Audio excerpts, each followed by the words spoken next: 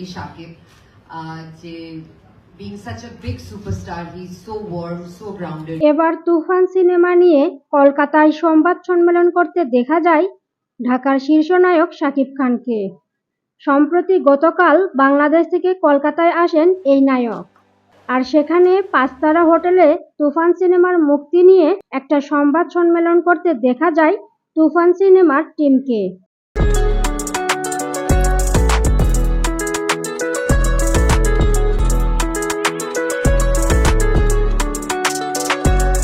আর সেখানে উপস্থিত হয়েছেন ঢালিউডের এই সুপারস্টার শাকিব খান।